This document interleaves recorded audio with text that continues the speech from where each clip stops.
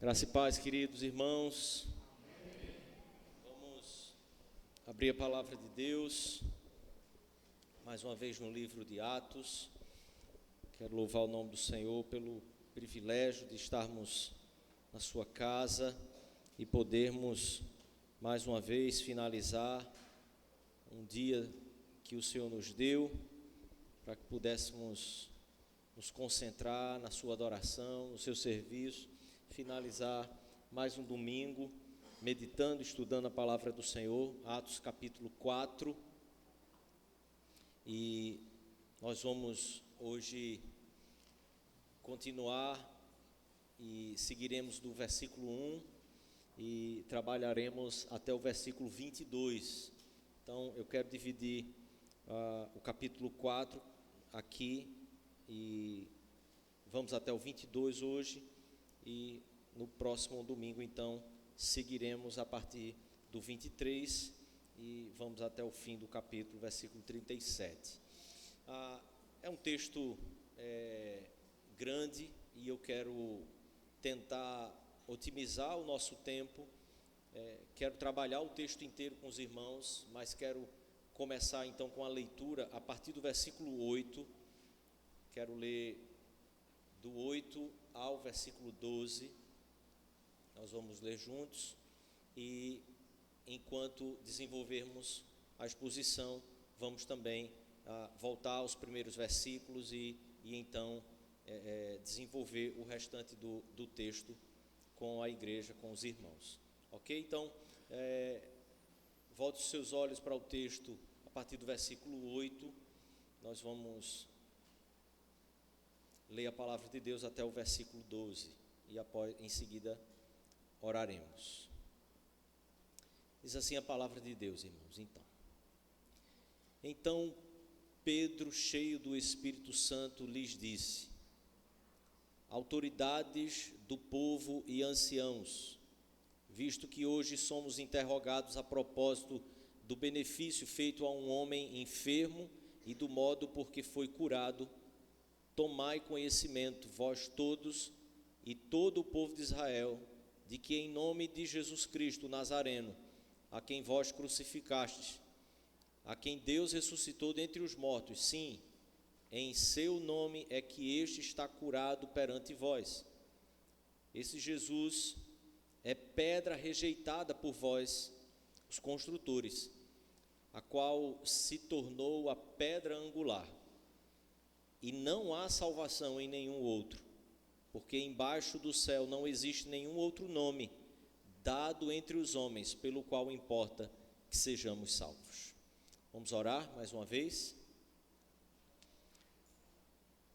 Querido Deus, em nome de Jesus, chegamos a Ti mais uma vez e clamamos que essa noite o Senhor nos instrua, nos conduza o coração, nos dê o entendimento da Tua palavra, e em nome de Jesus, Pai, resgata-nos de toda mentira que possamos incorrer e nos instrui com a verdade da Tua palavra, para que a nossa vida cada dia mais possa refletir os Teus propósitos e termos a consciência, Senhor, diante do Senhor, que como igreja, como membros do Teu corpo, como Teus discípulos, estamos andando em fidelidade e em acordo com a Tua vontade para a nossa vida.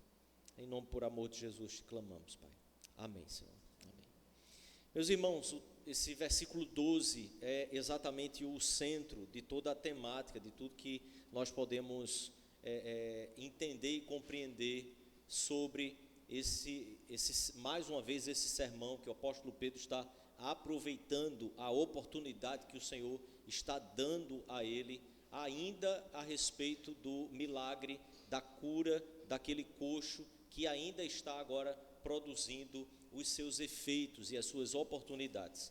A gente viu como a igreja que andou e que anda e que busca viver em fidelidade, cumprir a palavra de Deus, expor a palavra de Deus, ela sempre terá aqueles que se juntam a ela, aqueles que serão batizados, que serão convertidos. Lucas faz essas afirmações, mostrando como a igreja vem crescendo a partir de cada sermão, mas agora, como vimos a partir do capítulo 3, a igreja não apenas recebe a simpatia do povo por tudo aquilo que ela tem vivido, ela também tem agora experimentado também a oposição, pelos mesmos motivos que ela experimentou a simpatia da comunidade, são os mesmos motivos que ela agora enfrenta a oposição, a rejeição e agora no capítulo 4, de forma mais clara, a perseguição. Se você voltar os olhos para o versículo 1, Lucas nos diz que eles ainda estavam falando ao povo quando sobrevieram os sacerdotes, o capitão do templo e os saduceus. Então, aquele discurso que vimos hoje de manhã ainda estava acontecendo. Pedro e João ainda estavam ali discursando para toda aquela multidão, e as autoridades ouvindo, versículo 2, ressentidos por ensinarem eles, o povo, e anunciarem em Jesus a ressurreição dos mortos, eles estavam ressentidos em relação a isso. Eles começaram a se revoltar por causa desse ensino que eles estavam pregando. Então eles os prenderam, recolhendo-os ao cárcere até o dia seguinte, pois já era tarde. Muitos, porém, dos que ouviram a palavra, observe, muitos dos que ouviram a palavra aceitaram. E agora Lucas nos dá o dado aqui, que é subindo o número de homens a quase 5.000. Havia uma conversão que aconteceu de uma multidão de quase 3.000, e agora esse número que Lucas já tinha nos dado sobe para quase 5.000 homens. Esse dado é muito importante porque Lucas está aqui apontando apenas para os homens naquilo ali, naquele sentido, o que significa dizer que havia ainda uma multidão muito maior. Isso nunca foi diferente. Uma igreja que tem 100 homens vai ser uma igreja que tem pelo menos quase 300 mulheres.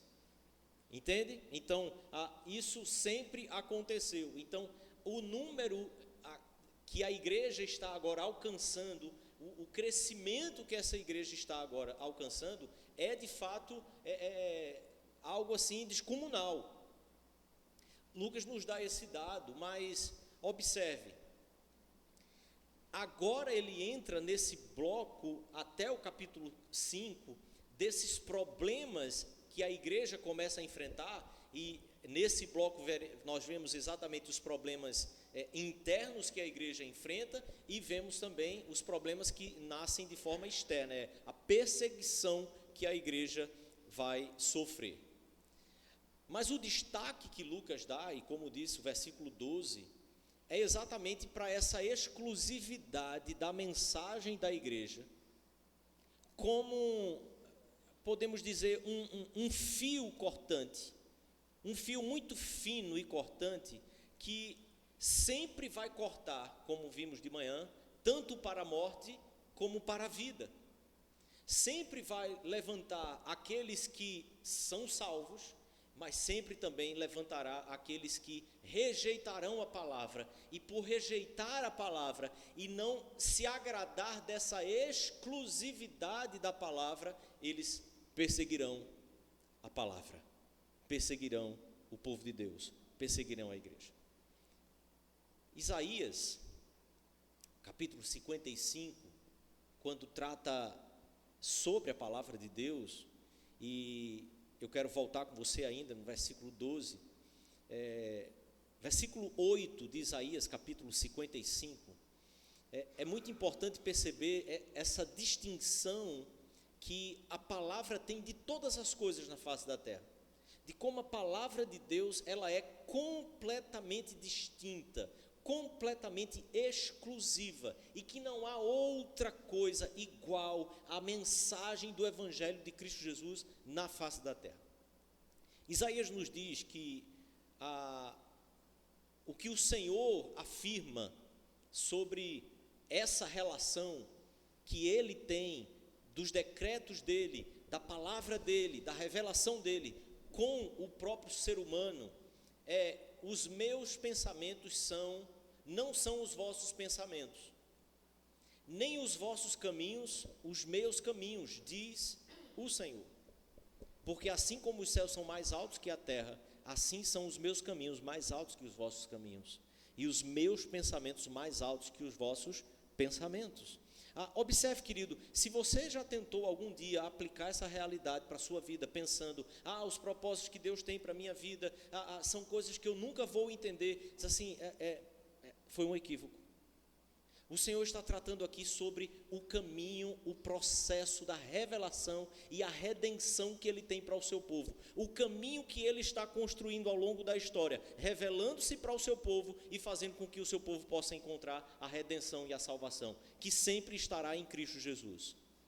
E é por isso que a palavra de Deus é completamente distinta, e então é exatamente com isso que ele linka, versículo 10, porque assim como descem a chuva e a neve dos céus, e para lá não tornam, sem que primeiro reguem a terra, e a fecundem, e a façam brotar, para dar semente ao semeador, e pão ao que come, assim será a palavra que sair da minha boca, não voltará para mim vazia, mas fará o que me apraz, e prosperará naquilo para que designei. Deus tem a sua revelação, a sua mensagem, a sua palavra a ser revelada em Cristo Jesus, e isso é completamente distinto de todos os pensamentos, de todas as filosofias, de tudo que o homem possa desenvolver, de tudo que o homem possa pensar, de toda religião que nós possamos criar e imaginar. A palavra de Deus, ela é completamente distinta. Os propósitos de Deus manifestados em sua palavra é completamente distinto de absolutamente tudo que nós possamos imaginar, desenvolver, criar, construir, bolar em nossos raciocínios, por mais criativos que sejam. A palavra de Deus, ela é completamente exclusiva, ela é completamente distinta, e é sobre essa exclusividade da mensagem da igreja, em um mundo completamente pluralista, em um mundo completamente líquido, completamente dissolvido de todas as suas verdades, que Pedro está agora nos trazendo toda essa lição com a sua postura, e que Lucas nos dá esse destaque para que a igreja ao longo dos séculos jamais possa esquecer do que de fato é a mensagem que ela tem, mas não apenas isso, a exclusividade que essa mensagem tem. Por mais que possa parecer agressiva, por mais que possa parecer exclusivista, por mais que possa parecer politicamente incorreta, simplesmente é a mensagem do Evangelho, a mensagem da palavra de Deus. Pedro foi arguído. Esses homens o chamam, versículo 8 nos diz exatamente isso, e como Pedro reage a esse ato de inquirir dele sobre aquilo que eles estão fazendo. E observe como a perseguição, ela se inicia exatamente questionando a legitimidade ou a autoridade daquilo que está sendo feito. É mais ou menos, com que autoridade vocês fazem isso? Que eles perguntam, é como quem diz, quem vocês pensam que são? Quando eles perguntam, com que autoridade vocês estão fazendo isso? Se traduzirmos, vocês estão pensando que são quem? Para chegar aqui no templo, começar a pregar sobre isso, depois de ter feito algo que está todo mundo espantado com o que está acontecendo, e vocês estão aqui causando todo esse tumulto, toda essa sublevação. E então o que o texto diz é que a reação de Pedro é profundamente, querido, instrutiva para a nossa vida, para o nosso coração. Versículo 9, o texto diz que Pedro responde a eles dizendo: visto que hoje vocês estão nos interrogando a propósito do benefício feito a um homem enfermo e do modo por que foi curado, observe, são vocês que estão procurando isso, são vocês que estão buscando explicação. Tomai conhecimento, esse é o momento, essa é a hora. Vós todos e todo o povo de Israel, que em nome de Jesus Cristo, o Nazareno, a quem vós crucificaste e a quem Deus ressuscitou dentre os mortos, sim, em seu nome é que esse está curado perante vós. E então segue-se. O apóstolo Pedro poderia simplesmente parar aqui, e isto em si já é a mensagem. Foi Jesus Cristo que vocês rejeitaram, Ele é que ressuscitou, Ele é que curou esse homem.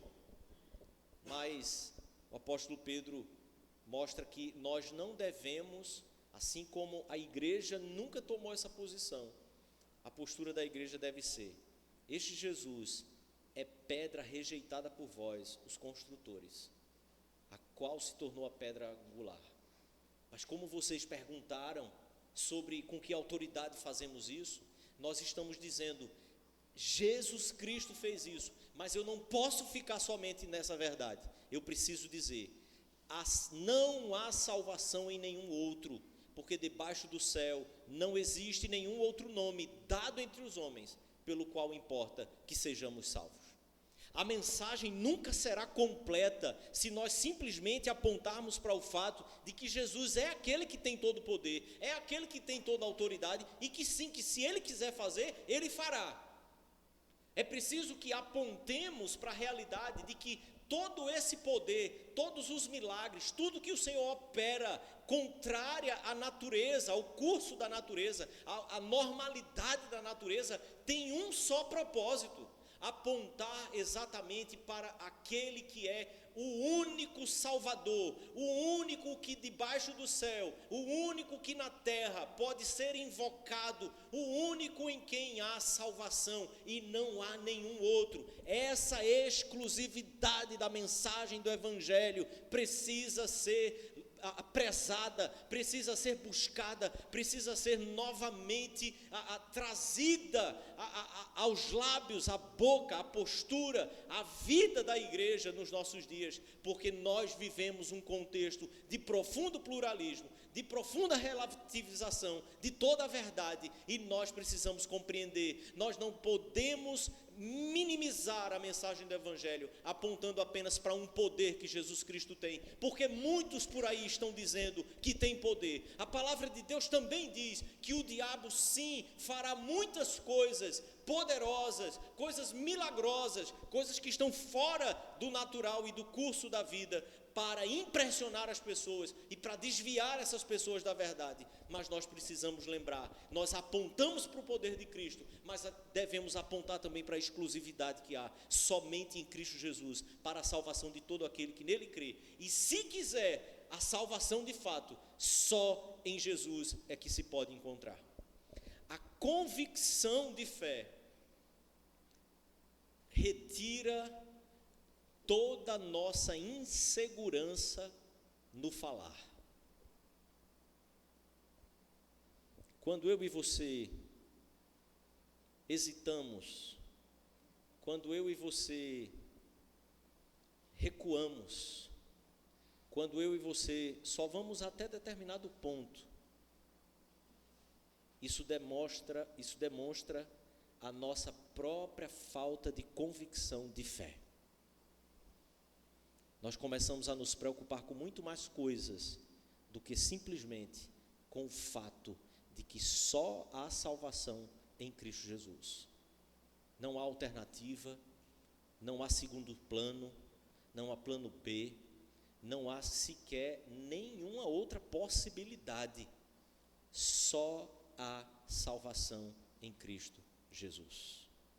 O mundo não encontrará solução, nenhum homem, nenhuma mulher encontrará redenção, solução para a sua alma e para o seu coração, se não for em Cristo Jesus.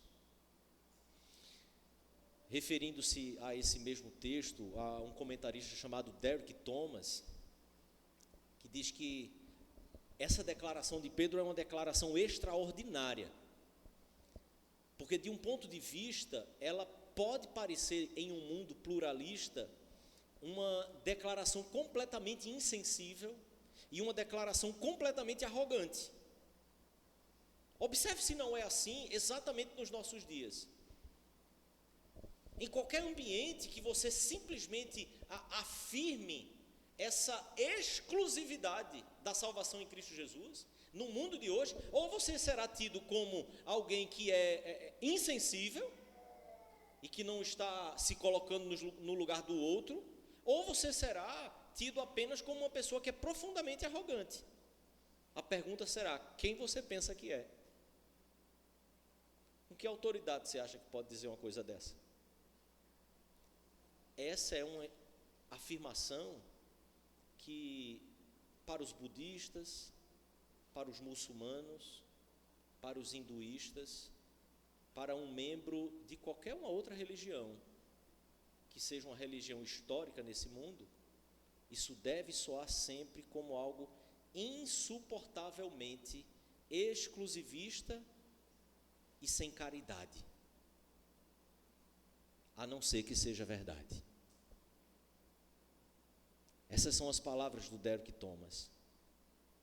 Quando, olhando para um texto como esse, nós nos portamos, nos apropriando desta verdade, crendo profundamente que não há salvação em nenhum outro, em um mundo completamente dissolvido como o nosso,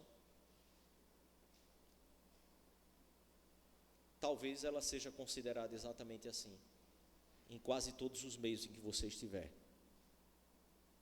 a não ser que alguém creia.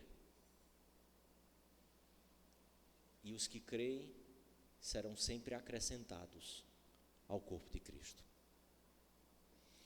Versículo 18, para que a gente possa avançar. Eu quero que você observe essa ordem que o Senhor dá e que o apóstolo mantém-se firme, tanto quanto a essa ordem como a sua própria consciência. Do 18 ao 22, nós lemos que, chamando-os, ordenaram-lhes que absolutamente não falassem, nem ensinassem em nome de Jesus. Chega ali um apaziguador, diz que não vamos mexer, porque vai que esse negócio aí possa ser verdade. Percebe? É isso que está acontecendo. Assim, eu entendo que isso que eles estão dizendo aí é meio absurdo, mas vai que. Deixa esse pessoal, porque se for de Deus esse negócio, isso vai continuar. Mas se não for, isso passa. Então, a ideia aqui agora é: não falem, não ensinem em o nome de Jesus. Mas Pedro e João responderam. Observe, talvez se nós pudéssemos ser transportados para aquele momento, né? Como é? Aquele desenho tem um monte de coisa trouxa, eu não vou citar para não estimular você. Mas se nós fôssemos transportados para aquele momento, nós poderíamos dizer para Pedro assim: Pedro, por favor, encerra. Tá bom. Eles estão dizendo isso. Ouve só. Assim, segue fazendo o que vai fazer mesmo. Pedro e João respondem: julgai ser justo diante de Deus, ouvir-vos antes a vós outros do que a Deus. Pois nós não podemos deixar de falar das coisas que vimos e ouvimos. Depois, ameaçando-os ainda mais, os soltaram, não tendo achado como os castigar por causa do povo, porque todos glorificavam a Deus pelo que acontecera. Ora, tinha mais de 40 anos aquele em quem se operara essa cura milagrosa. Observe que o argumento de Pedro parte exatamente chamando estes homens a uma consciência que Pedro sabe que eles têm. Ponham-se no nosso lugar. Vocês obedeceriam a Deus ou aos homens? O que Pedro está dizendo é: nós teremos a mesma postura. Nós não abriremos mão de obedecer à ordem de Deus. Nós continuaremos a falar. E mais, por quê?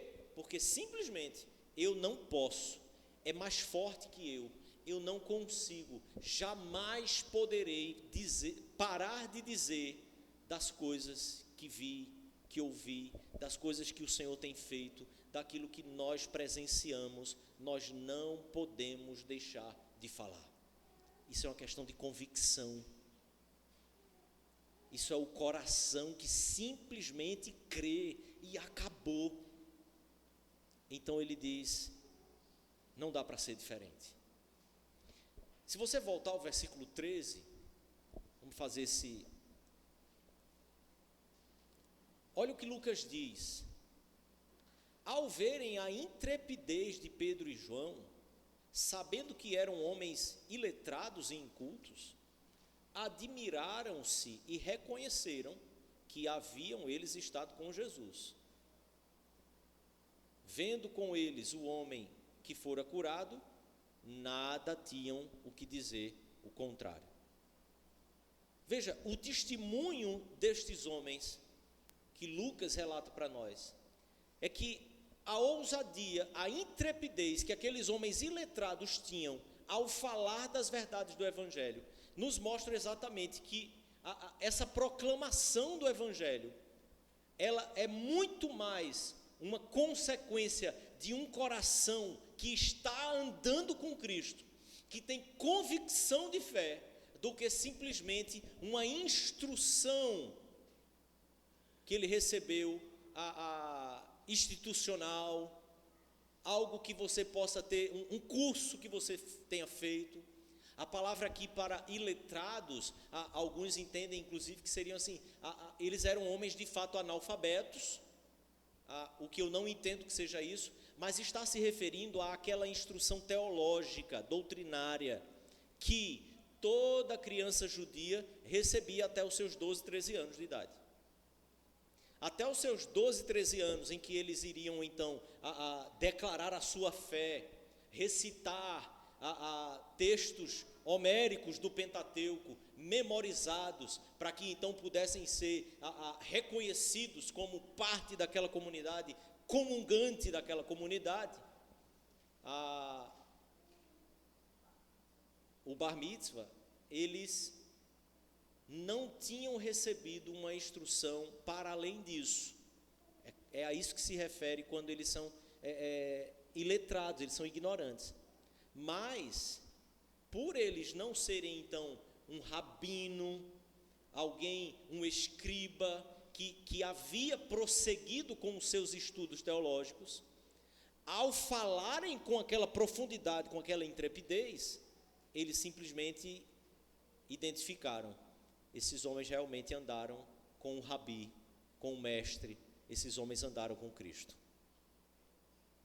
É o andar com Cristo que faz com que esses discípulos tenham essa ousadia e essa intrepidez.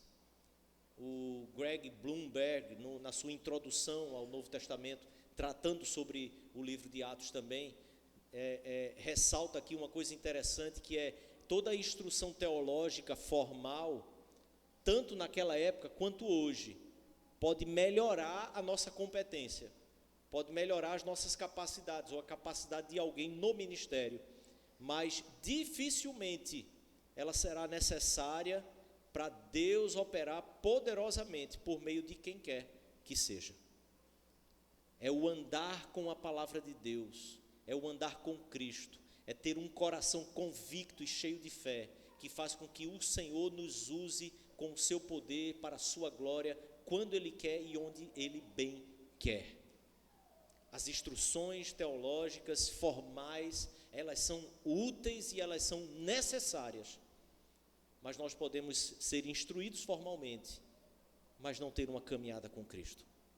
Ser instruídos formalmente, mas não ter o nosso coração cheio de uma convicção de fé, que faz com que os nossos lábios se abram e possam proclamar esse evangelho. Primeiro eu quero então pensar com você, querido, que o evangelho chama para Cristo essa exclusividade da salvação. Não há nenhuma alma que possa ser transformada realmente, sem que seja pela ação de Cristo Jesus, pelo seu Espírito Santo, transformando, trazendo regeneração e salvação. Esta mensagem só a igreja de Cristo é que tem. Esta mensagem só o evangelho. Não há no mundo nenhuma outra mensagem como a mensagem do evangelho. Não há em nenhum outro salvação. Não existe nenhum outro nome dado entre toda a humanidade pelo qual importa que sejamos salvos. Em segundo lugar, a igreja precisa novamente sujeitar a sua consciência muito mais à honra de Cristo, à honra desta mensagem, desse evangelho e à glória de Deus, do que a sua segurança própria, do que a preservação da sua própria vida por medo da morte. Muitas vezes estamos cedendo a um discurso relativista, muitas vezes estamos cedendo a um discurso pluralista, muitas vezes estamos cedendo a um discurso universalista da salvação, porque na verdade o nosso medo é muito mais com a nossa própria vida, do que pode acontecer conosco, do que pode acontecer com os nossos filhos, caso a gente mantenha a firmeza e a ousadia e a intrepidez que os apóstolos ensinaram para a igreja. Não há salvação em nenhum outro, não há o que se negociar. Em terceiro lugar, a igreja dos nossos dias precisa resgatar a crença nessa salvação somente em Cristo. Observe, querido, que naquilo que nós hesitamos muitas vezes, a raiz disso nós é que estamos vacilando na fé. Nós é que temos ouvido muito pouco, meditado muito pouco, vivido muito pouco a salvação, vivido muito pouco e desenvolvido muito pouco a salvação para a qual nós fomos conquistados. E esse desenvolvimento da salvação sendo retido, sendo minorizado, nós começamos então a ser envolvidos e conduzidos por todo tipo de medo, por todo tipo de insegurança, por todo tipo de coisas que vão fazendo com que os nossos olhares sejam cativos, e por isso os nossos lábios começam a negociar também, a não ter a intrepidez que é requerida de nós como igreja, que é portadora da mensagem do evangelho e que precisa entregar esta mensagem do evangelho ao mundo. Esta mensagem é exclusiva, esta palavra não volta vazia, ela cumpre sempre o seu propósito. Nós precisamos nos nossos dias resgatar essa crença no nosso coração. Seja rico, seja pobre, seja um governante, seja simples governado, seja você um vilão nessa sociedade, um bandido, ou seja você um mocinho ou uma vítima, seja você um religioso, seja você um ateu, todos em todos os lugares precisam entender, ouvir e crer. Só há solução, só há salvação, só há redenção em Cristo Jesus e nenhum outro. Mas essa fé precisa ser novamente, querido, aquecida e resgatada em nossos corações. Por último e quarto lugar, a igreja dos nossos dias precisa resgatar a coragem. A coragem de dizer: isso que vocês estão nos pedindo, isso que vocês nos pedem para sermos um pouco mais inclusivistas, um pouco mais tolerantes com as religiões, com esse pluralismo, pode até parecer bom para vocês, mas nós não deixaremos de pregar a exclusividade da fé, da mensagem, da salvação que há somente em Cristo Jesus. Todo esse discurso em que nós estamos inseridos, muitas vezes são cativantes ou ludibriantes, mas eu e você, querido, pela fé que temos somente em Cristo, não podemos recuar. Matthew Henry diz que a prudência da serpente recomendaria que eles ficassem em silêncio. Ainda assim, eles não precisariam dizer às autoridades o que fariam. Contudo, a ousadia do leão recomendou aos apóstolos que eles desafiassem a autoridade e a malignidade dos seus perseguidores.